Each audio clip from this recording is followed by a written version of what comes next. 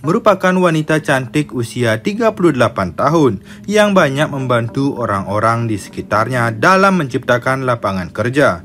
Tetangga banyak yang ikut sama dia karena janda yang satu ini ngebuka usaha grosiran dari makanan kaleng, minuman bersoda, skincare sampai sepatu dan tas KW yang biasanya dijual via online. Jadi masyarakat yang mau ngebantu packing, urus orderan, bahkan ngirim ke pelanggan pasti mendapat upah atas kinerjanya. Sementara Povi punya pekerjaan utama sebagai pegawai negeri untuk bidang pariwisata di kota Phnom Penh, negara Kamboja. Poppy sudah memiliki satu putri usia 7 tahun, tapi diurus sama babysitter. Dari masalah makan, pakaian sampai ngantar ke sekolah. Sementara di kala itu, dia punya hubungan dengan seorang pria berusia 29 tahun yang bekerja sebagai marketing mobil. Namanya Capu Boran, yang dikenalkan oleh temannya. Hubungan keduanya cukup erat, walaupun banyak yang bilang si Capu aslinya miskin, cuma ngejar duit doang. Omongan orang mana pernah dipedulikan, karena yang ngejalanin hubungan kan mereka. Meskipun pada asistennya yang bernama Ruth Poppy sering curhat bahwa dia juga ada main dengan lelaki lain tanpa sepengetahuan cowoknya tersebut.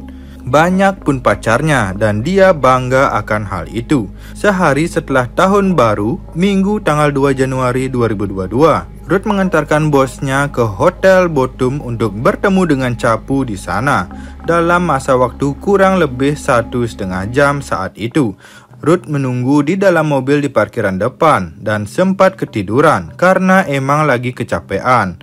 Setelah semalam suntuk ikut dalam pesta bersama bosnya. Malamnya, Povi dan Capu keluar hotel itu, lalu masuk ke dalam mobil sambil terus beradu argumen. Ruth cuma jadi saksi sambil nungguin keduanya selesai ribut, dan Poppy ngebentak Capu agar keluar dari mobilnya. Terserah mau ngapain, yang penting jangan ikut dia, karena masih mau ketemu dengan klien.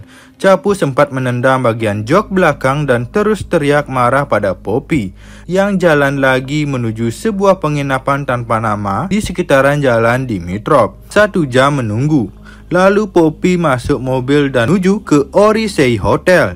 Malam tersebut, Ruth disuruh menunggu dalam mobil di parkiran basement.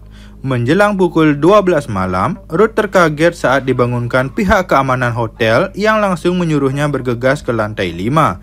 Di sana udah ramai orang, hingga salah satu yang dikenalnya bernama Harry Kiang mendekat dan ngasih tahu bahwa Pi telah kehilangan nyawa akibat gagal jantung.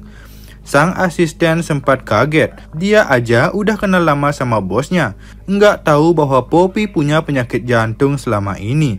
Makanya kemudian mendekat serta memeriksa tubuh wanita itu di atas ranjang yang sudah tidak bergerak dan tidak bernapas lagi. Tidak ada yang boleh pergi saat itu sampai tenaga medis dan polisi datang. Bahkan kemudian Harry dianggap sebagai orang yang telah dengan sengaja menghabisi nyawa Poppy. Dia sebagai tersangka sementara. Dalam masa penyelidikan, pihak rumah sakit Kalmete menyatakan bahwa penyebab nyawa Poppy melayang emang karena kelelahan hingga terjadi masalah kardiovaskular yang menyebabkan serangan jantung. Hal ini terjadi setelah Poppy melakukan hubungan badan bersama sang kekasih gelap yaitu Harry sebanyak 2 ronde di hari tersebut. Lelaki itu mengaku bahwa setelah begituan yang kedua kalinya, mereka langsung minum bir dan mendadak Pi kejang-kejang hingga menghubungi office boy untuk minta dibawakan air hangat. Namun semuanya terlambat. Harry takut disalahkan karena dia nggak merasa mengkasari Poppy. Makanya mengambil kesimpulan sendiri bahwa ini adalah masalah jantung. Pihak keluarga masih belum terima dengan kesimpulan itu dan terus menyudutkan Harry. Soalnya 2 hari terakhir Poppy nggak kerja karena tahun baru. Jadi lelah karena apa coba? Sampai kemudian sang asisten Ruth ditanya lebih lanjut mengenai kegiatan bosnya selama 2 hari ini. Yang akhirnya dengan terpaksa dia cerita bahwa sehari sebelumnya pada tahun baru 1 Januari dikatakan Poppy curhat dia menemui 6 orang kekasihnya karena udah keburu janji, lalu melayani mereka semua di hotel yang berbeda. Tapi Ruth cuma nemenin dari sore ke malam saja, karena paginya masih ada acara tahun baru di rumah sendiri. Poppy naik taksi di hari kedua, yaitu 2 Januari. Baru nih, sejak pagi itu disupirin sama Ruth ke keempat hotel yang berbeda untuk menemui 7 orang lelaki. Semuanya ada janji akan dipuaskan. Menurutnya, seluruh kekasih Pi memang selalu minta dilayani di atas ranjang dalam rangka pergantian tahun dan sudah menjadi tradisi bagi dia. Mungkin ini yang sempat diketahui sang pacar Capu setelah dilayani di Hotel Bottom. Poppy mau nemuin orang lain dan ia melarangnya, makanya berantem di mobil sebentar. Kenyataannya saat di Hotel Orusi, ada 2 pria yang harus dilayani di kamar berbeda. Parahnya lagi, sama si Harry pun harus 2 ronde, yang ngebuat tubuhnya benar-benar bergetar kelelahan, hingga terkena serangan jantung. Itulah hasil yang diumumkan polisi dan dokter.